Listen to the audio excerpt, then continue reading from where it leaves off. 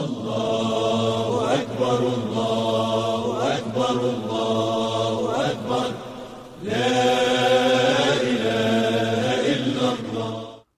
walhamdulillahi wassalatu wassalamu ala rasulillah. Айт намазына байланысты құрбан айт намазы оқылады ма, үйде әлде оқылмайды ма? Жалпы енді мазхабтарға келсек, мазхабтардың арасында әртүрлі пікірталастар бар.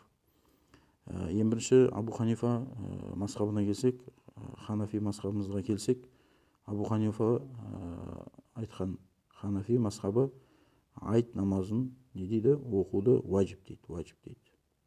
Хамбали мазхабында фард кифая дейді, яғни кейбіреулер оқыса, қалғандарынан оның міндеттілігі түседі мойындарынан. Шафиғи және Малики мазхабтары бойынша бұл сунна муаккада, яғни бекітілген сүннет, оқыса сауап, оқымаса күнә алмайды.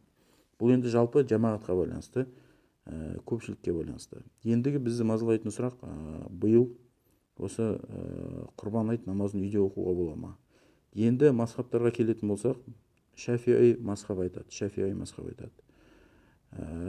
Ол кісіге үйінде оқуға болады дейді.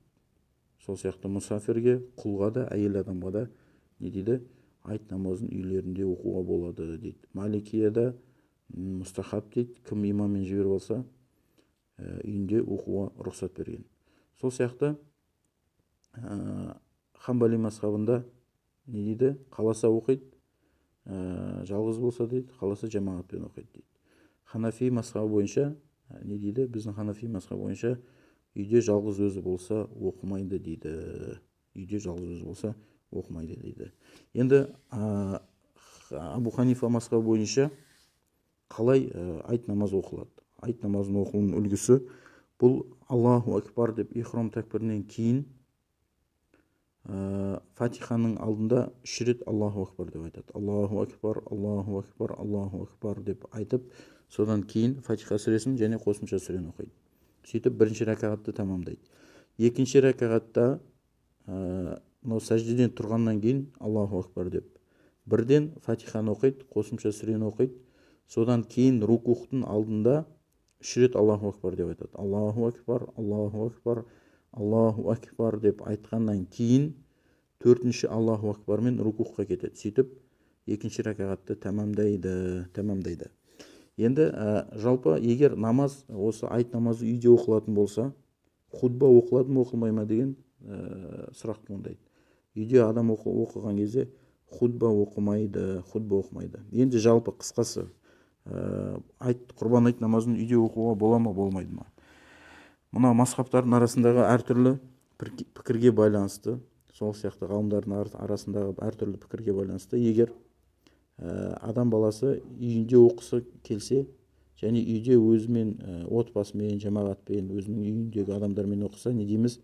Ешкімге зиян келтірмейді.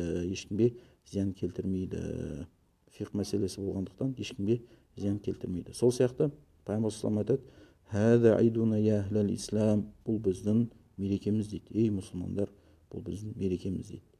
Сол сияқты егер Анас ибн Маликтің осы айт намазына байланысты іс-әрекетін қарасақ, Анас ибн Малик жіберіп алған кезде өзінің отбасымен, өзінің қол астындағы адамдармен айт намазын жіберіп алғанда үйде оқитын болған. Аллаху тағала алам. Сондықтан үйде құрбан айт намазын егер адамдар үйлерінде оқыса, біз не дейміз?